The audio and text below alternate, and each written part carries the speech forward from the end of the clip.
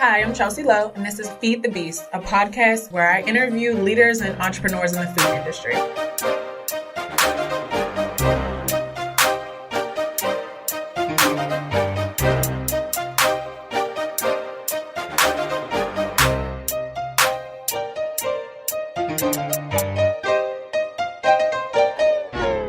This week, I have Anuj Gupta, the General Manager of Reading Terminal Market. Anuj, thank you so much for joining me today. Thank you for having me. Pleasure to be here. We're really excited to host you here at the Enterprise Center. And before we get started with the interview, we're going to play a quick game of this or that. So I'm going to ask you 2 questions. They're all going to be food related, and you'll just say which one you prefer and why. Okay. So get started. The first question is coffee or tea? Coffee. Why tea? I mean coffee over tea. I need the caffeine in the morning, but I love the taste of a dark roast coffee. Okay. Yeah. Wine or beer? Wine. I like the taste better. It also helps me eat more. And a good wine just pairs with a meal really nicely. Chocolate or vanilla? It depends on what we're talking about. If it's ice cream, vanilla.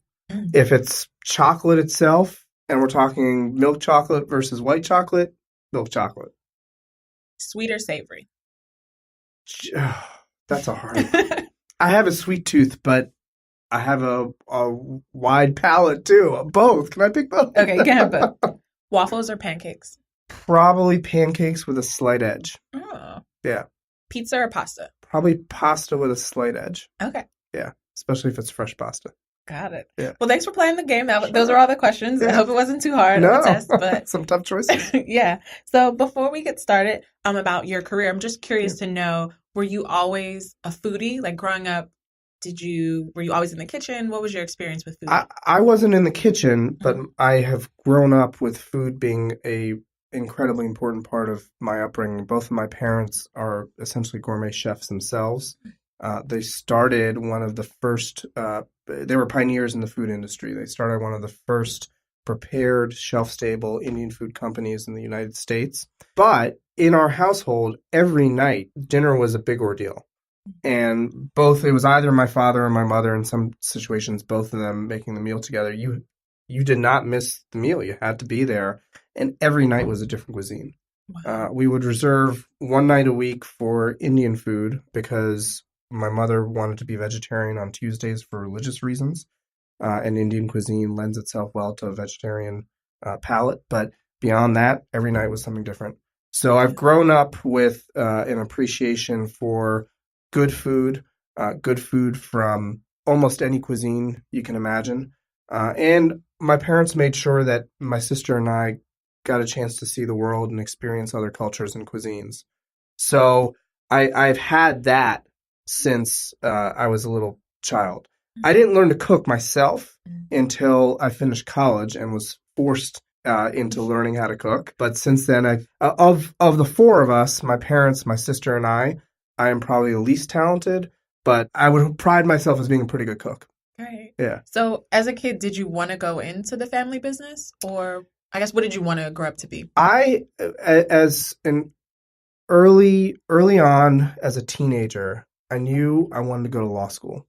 And I wanted to go into politics and government and the civic world without knowing exactly what that looks like. As I got older, and particularly a couple of experiences after college, I knew I wanted to focus on cities. I love cities. And as I increasingly focused my career, it was directed towards Philadelphia. That is the heart of what I've done throughout my career. I have looked for opportunities where I can focus on this city and find ways to make it better. So can you share more about your educational background? So where'd you go to school? Sure. What did you study? So I went to college in Pittsburgh at a university called Carnegie Mellon. I majored in public policy there. I started out as in engineering undergrad. I had no desire to be an engineer, but my parents encouraged me to do it. And not knowing any better, I went ahead with that. I was a miserable failure at it. I hated it. I was bored out of my mind. And I was doing so poorly that, frankly, I was compromising my ability to go to law school or get accepted to law school. So I changed my major halfway through. Fortunately, Carnegie Mellon has a strong public policy program. That's what I love. and did well enough there that I was able to I went to law school here at Penn, did a dual degree with a master's in government. Oh, great. I'm from Pittsburgh, so I'm always Where? excited to. So I lived in the West End, in Okay. Sheridan, and then, but I went to school all over Allderdice, so I was Okay. in the area all It's the a great time. city. Yeah, yeah, I love Pittsburgh, but Philly is home now, and I Yes. definitely prefer it. But yeah, I'm curious to know how your experiences after law school, working in government and legal, and also community development, how you're using those skills now in your role at Reading Terminal. Well, if I can backtrack a little bit Mhm. and just point out some of my experiences after college because they were fairly formative. So my year after I graduated, I spent in AmeriCorps, which is the National Service Program, and I did that up in Boston in a program called City Year. City Year didn't exist in Philadelphia at that point. It was only in 5 cities. Now it's in over 25 around the world. But it's a year of full-time community service. And it was that year that one really focus my attention on the challenges that urban America faces. But two, the cities are where, in my opinion, you can make the greatest impact. And you have the greatest opportunity to be innovative and creative and know whether you're making a difference or not, because you're going to walk down the streets that you live in and that you're trying to impact. So it was that year I was working in a Boston elementary school as a teacher's aide, teaching English as a second language to Cantonese bilingual children. And then after the school day ended, we did a variety of projects throughout the city, mostly physical service projects. So that focused my career on the city. I really also fell in love with Philadelphia at that time. Ed Rendell was mayor. There was a new Even though I grew up in the region, back in the 80s, people would pride themselves in the suburbs on how few times they actually came into the city. Mm. And there was this newfound optimism and energy. In fact, as an intern, I came to the opening of the Enterprise Center, which was during the Rendell administration. Wow. There was just a lot of excitement about Philadelphia.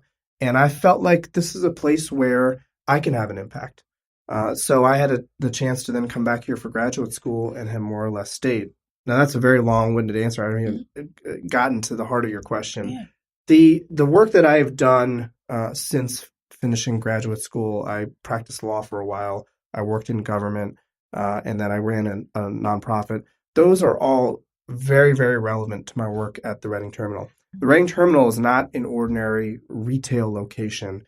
It is a civic asset. It is a quasi-public institution. It's a nonprofit corporation, a 501c3. Most people don't know that. It operates on land that is still owned by the city of Philadelphia in a building that is owned by the state of Pennsylvania. We have a board of directors that is largely appointed by government, the mayor, city council, other appointing entities. And so by its charter, it is a public and sort of quasi-governmental entity. And then in its function, it is very much a public entity. We are, of course, there to sell and serve good food on a daily basis and provide home for these 80 some odd family-owned businesses. But beyond that, we play a very important role, I think, in Philadelphia's civic fabric. You're not going to find any place in Philadelphia that draws as broad a cross-section of our residents across race, across income, geography, ethnicity, language, all coming into our building and using it in essentially the same way. That, I would argue, is more important than ever. And it's it's a very special role that we have. Most cities don't have something like that. No, it's amazing to hear. Could you give more on the historical background of the building and what Reading Terminal Market is and what it formerly was? So this is actually our 125th anniversary this year. And I won't recount that full century and a quarter. But the last 30 years, I think, are particularly poignant for where we are today. So if you dial back to the early 1990s, the building was almost demolished. The Reading Terminal Market was in a similar state of distress as Center City, Philadelphia, and the broader city. We were, as the city was losing jobs and population, that building was down to about 20 merchants. I've been told there were more rats in the building than there were customers. The top of the building, which was the abandoned train shed, was exactly that. It was the abandoned train shed. And so rainwater was coming in from there through the roof of the market, and they would hang tarps from our ceiling to collect the rainwater that was pouring in. people would walk inside with umbrellas. And so the city faced a fundamental question. Do we, as a convention center was getting ready for construction, do we demolish this building and either provide more space for the convention center, maybe a parking garage, or do we do something else? And people fought to save it. Customers, merchants, members of the media, they made a very impassioned case that this market should be saved. And that's when the city comes in and moves the operation and management and ownership of the market from private hands into public hands. The 501c3 is created at that point, Reading Terminal Market Corporation, with the primary goal of making sure that Philadelphians had access to fresh food on a daily basis across the board. And then the convention center becomes the building owner of the entity. Proceeds from the convention center financing are used to restore the terminal train shed. And that is the inflection point at which this new sort of the new story of the Reading Terminal Market starts. And now look at what it's become today. Now it's the most visited site in Greater Philadelphia. We drew over 7 million people last year. We employ 350 to 400 people on a daily basis. Our direct spend in the building is over 60 million annually. It's an economic engine for Center City. Great. That's so impressive. And thank you for sharing more on that background. Can you share more on your role as general manager? What does your day-to-day look like? Or do you even have a day-to-day? Is every day different? Every day is absolutely different. It's in part fighting fires, which invariably come with a complex organization in which you've got merchants, you've got customers, you've got your board of directors, any number of stakeholders that are involved on the market on a day-to-day basis. But then there's a lot of work on leasing, on marketing, on special event planning, on figuring out how are we proceeding with our strategic plan, which I drafted when I started 3 years ago. So it's a balance. I would say it's probably a 50-50 balance of sort of immediate short-term questions and doing work on our longer-term objectives. So you mentioned leasing. How, if a vendor is interested in joining Reading Terminal, opening up shop there, can you talk about the process, kind of who is eligible, who you're looking for to bring on, and walk us through those steps? Sure. It's very different now than it may have been 30 years ago, where if you were breathing and you wanted to start a business, you could come into the terminal.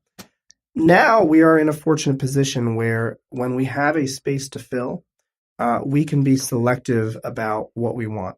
So here's kind of the decision path we follow. One is we look to see whether we need another fresh food merchant or we need another prepared food merchant. We are actually ordained by the charter that was created for the market in the 90s. We are prescribed a certain ratio that we're striving to maintain between fresh food merchants and prepared food merchants. Let me just talk about that for a moment. That's important. Many places that are called public markets now around the country have essentially become what we refer to as food halls, places that you can get a great breakfast, lunch, or dinner. They are largely prepared foods. We are still striving to be a public market and serving Philadelphians first and foremost, a place where Philadelphians can get fresh food on a daily basis. And we are succeeding in that. We're the largest SNAP, the Supplemental Nutrition Access Program, redemption site in the state of Pennsylvania. And that's a critical role we're playing in the city. But back to your question, we decide, okay, fresh food or prepared food. Then we look at what are gaps that we have in our offerings in either of those buckets. Is there a bucket that you need more of currently? There's both. I mean, both of them have gaps, important gaps that we want to fill. If I'm talking about fresh food, for example, I'd love to have more halal meats in the market. We don't have enough of that. We have a growing population in the city of Philadelphia that wants and needs halal meat. We should be able to serve that. So that's an example of a gap that we have on fresh food. On prepared food, you can find any number of cuisines that are exciting, that are creative, that are innovative, that are growing in the city or beyond, and we don't have them represented. And the diversity of the merchant base itself is important to me. If I'm standing here saying that this is Philadelphia's market, then it needs to better reflect Philadelphia. I think we've taken important steps towards that over the last 3 years. There's still a lot of work to do. But so we look at those voids and is there a concept out there that we can identify to fill it? And then we start to look at the composition of the concept itself and the wherewithal of the applicant. do they have any track record? Do they have some business acumen? Do they have access to capital? And that can take any number of forms. It can be their own equity. It can be a small business loan. It can be investors. But do they have all of that they can successfully move a business concept forward? Now, you don't have to be a proven restaurant operator necessarily to come into the market. Let me use our newest merchant to highlight that. So knock on something here, within about 2 weeks, our newest merchant will open up. It's called Loco Lucho. It's Puerto Rican street food. First Latino business owner in the Reading Terminal market. And now these two gentlemen, Luis Lisiega and Rafael Nieto, they have a great wealth of experience in running prepared food. They have been doing catering, and they do one of the largest tailgates at Eagles games. It's fantastic. But they've never run a bricks and mortar restaurant. That's okay. That's okay. They bring enough experience to the table that they're going to be able to figure it out, and their concept is phenomenal. And it's something that you are not going to find somewhere else in Center City or in much of the city.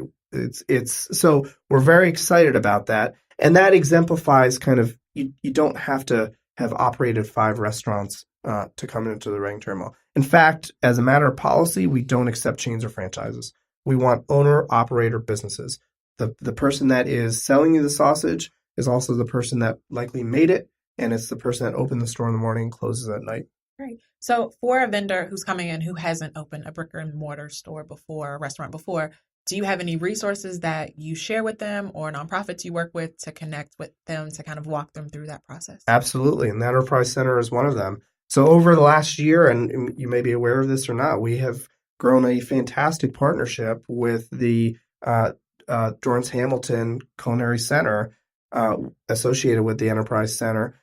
We have grown a program. It's called our Descartes program, whereby entrepreneurs that want to just establish proof of concept, will their product even sell at the market? And they don't necessarily have the capital to fit out 300 square feet or 400 square feet, or they just don't want to incur the risk of making a 5-year commitment, which is typically what our lease lengths run. And so what we've created is a flexible leasing opportunity. These are literally the luggage carts that were used off the Reading Railroad. They would be taken up top, and bags would be loaded on them, and they'd be taken down to the street for passengers to get their stuff. They are now used as vending opportunities. It's $50 a day, and I think we're up to 6 merchants now that prepare their products here at the Culinary Center, at the Enterprise Center, and then they bring their product over to the market to sell. I'm going to highlight a couple of them because it's been a fantastic program. So there's a couple, their company is called Really Real Ginger, and they make a series of ginger-infused tropical fruit juices, hibiscus juice, tamarind juice. They've got one they're working on with Bilbao. And when they started at the market last May, Ilias and his wife, they were in, their juice was in 3 retail locations around the city. At the end of the year, or in January of this year, so 8 months later, they're now in 20 retail locations around the city. And they attribute much of their growth not just to the support and facility that they get here to the Enterprise Center, but then being able to exhibit their product and build relationships and familiarity and a customer base by being at the Reading Terminal on a day-to-day basis. That has provided them with significant growth opportunity. So that is one of my favorite partnerships that has emerged is this work with the Enterprise Center and providing opportunities for these small entrepreneurs to test their concept at the market. So can you talk more about advice you would give to vendors or common struggles you see vendors going through when they're in the market? Yes. One of them is this. So like I said, last year, 2017, 7 million people walked through our door. And there is this conception, it is a misconception, that if I am lucky enough to get into the Reading Terminal, whether it's on a day cart or as a permanent merchant in a space, I've got it made. How can I not? All I've got to do is open my doors and the money will be flowing in. That is, for people that, and I've seen this mistake made, when they have that assumption, they blindly fall into a trap. It is hard work to build a successful business at the Reading Terminal Market. And it takes patience and it takes a lot of sweat equity and perseverance to do it. The Reading Terminal Market shopper, we know from our data, is a shopper of habit, as probably are shoppers in any other locations, whether it's Aldi or Whole Foods or Acme.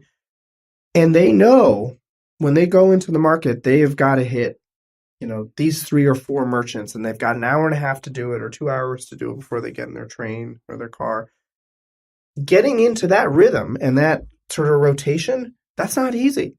That takes a lot of work, and it takes dedication to the product, dedication to the customer experience, which is really important at the market, and just time. So that's one thing I would advise new businesses. Don't make this assumption that just because you're able to open the doors that you've got it made. And number 2, when you are successful, the volume that you have to produce at is significant. You have to have a business plan in order that allows you to meet that volume and demand without compromising your quality. And that can be a challenge as the businesses sort of start to scale up. That can be a challenge for the entrepreneur to that's daunting. Right. Thanks for that advice. I Yeah. feel like businesses need to know the complexities of actually working in the terminal. I'm curious to know how your businesses that are successful are marketing their business so they know to get people to come to them, and also placement within the Reading Terminal. So knowing like where, getting people to come to the terminal and also getting people to come to their stall or space within the terminal. Yep. And then how are you as the terminal operations marketing the terminal overall? Sure. Let me answer the latter part of the question first. So we use a variety of tools to market the market. Mm-hmm. It's conventional media. We run a lot of print ads in both regional papers and especially hyperlocal. We really focus on community newsletters, community newspapers, college newspapers, and the like. We do a fair amount of radio advertising, and then we do a lot of social media. Which platforms? Instagram, Facebook, and Twitter. And we have robust followings on all of them. On Twitter, I think we're north of 150,000. On Facebook. On Twitter, we're north of 50,000. On Instagram, I can't even recall where we're at. But there is the market is a very photogenic place. Mm-hmm. It's an experience in taste, in smell, in sense when you walk through our buildings, and no medium allows you to better capture that, I think, than social media. You can use video, you can use sound, you can broadcast live, which we do quite often now. So that's sort of the conventional marketing that we do. We also do a lot in the market. One of my principal goals when I started was, again, to make sure that more Philadelphians see this building as their market. And how do you build those ties with a community and build the shopping habits that you want to see? Well, you've got to integrate yourself into the community. And one of the ways that we have done that is by making the market home to a variety of cultural festivals, all themed around food throughout the city. So 3 years ago, as an example, we started our first Chinese New Year celebration. Well, that should be obvious. Chinatown is our closest residential community. We should have incredibly tight bonds and relationships with the folks that live and work in Chinatown. So we partner with the Chinatown Development Corporation. We started this Chinese New Year celebration. It's become an annual celebration, and people love it. Both people in Chinatown as well as folks that are coming to the market to get an experience that they may not get anywhere else. And we have branched off from that. We started a Diwali celebration last year with the region's South Asian community. We did our first Filipino American History Month celebration. We started a Black History Month celebration 2 years ago. We have a Caribbean festival that we do in June. So that's another way of positioning ourselves as Philadelphia's market. Can you also talk about your Breaking Bread and Breaking Borders program? Yeah. This was a project, it's called Breaking Bread, Breaking Barriers, and it was a year and a half long project funded by the Knight Foundation, building off the work of a academic. His name is Elijah Anderson. He was a sociologist at Penn for many years. He's now at Yale, who wrote a wonderful book about 5 or 6 public spaces in Philadelphia, one of which was the Reading Terminal. He titled the book The Cosmopolitan Canopy. And my understanding is that nickname was actually developed for the market. is of his months spent just observing interactions between strangers at the market across all of these divides that I enumerated before, race, geography, income, so on and so forth. He witnessed a level of interaction that he had not seen in other places. And the conclusion was it's the food that serves as this common denominator. It cuts through these artificial barriers and brings folks together. So when I started as GM, I said, look, we have a city that is diversifying at a very fast pace. We have the need to build relationships with these new communities as well as reinforce relationships with old ones. And we know from Dr. Anderson's work that we've got a tool that effectively does that. So can we, in a strategic way, bring this force, if you will, for the betterment of the city? And so we started this project with a couple of partners, the University of Pennsylvania's Project for Civic Engagement, Highest Pennsylvania, and the city's Human Relations Commission. And we identified as an experiment communities around the city that either live next to each other and they don't know one another, or they have some misunderstanding or tension between each other. And we invited them to come to the market and engage in a shared cooking demonstration whereby they each learned how to cook some traditional dishes of one another's cuisine. And then they would sit down for dinner with the food that was just prepared and engage in a dinner dialogue facilitated by the Human Relations Commission. They then had to come back for a second dinner in which they selected the recipes. They, again, cooked them together and then sat down for dinner again. And we did this with communities across the city. We worked with Korean business owners and African-American business owners around 52nd Street. We worked with the newest Philadelphians, Syrian refugees, and residents of lower northeast Philadelphia. We brought Chinatown residents, members of our Mexican community, and the mummers together for a series of dinners. And then there were several other pairings. And it was no project is perfect. Did we accomplish everything that I sought out to do? No. But I would say it was some of the moments that we had during that series were some of the proudest, not only my time at the market, but professionally. Great. And can you share more about your long-term vision for the market and your work there? When I leave the Reading terminal, whenever that is, I hope that I have better positioned it amongst the extraordinarily competitive landscape that it now operates in. 30 years ago, or frankly even 10 years ago, if you were looking for a fresh food shopping option in Center City or beyond, you didn't have many choices. The Reading terminal is one of the only games in town. Now, people have great grocery stores in their neighborhoods. They have so many options in Center City. And of course, they have all the mail order options, which are competitive pressures that you can't even see. But we know they're having an effect. So one is that the market is still operating with its heart and soul as a market and maintaining its viability amongst this competitive landscape. Two, and just as important, is that Philadelphians see it. I mean, look, we love tourists and conventioneers and visitors. It's great that they come to our building, where they flood us during the summer, during big conventions, but we exist to serve Philadelphians. If we don't do that well, we might as well turn the lights out. And so if I have left with those two goals better off than when I started, I will be happy. Great. And then do you have any final advice for vendors who are interested in joining the market and where they can contact you or contact the market online? Sure. So I'm always on the lookout for concepts that not only that we don't have, but that that you would be hard pressed to find in the city. I get applications all the time for cheesesteaks and pizza and sushi. Well, first of all, we already have 7 cheesesteaks in the market.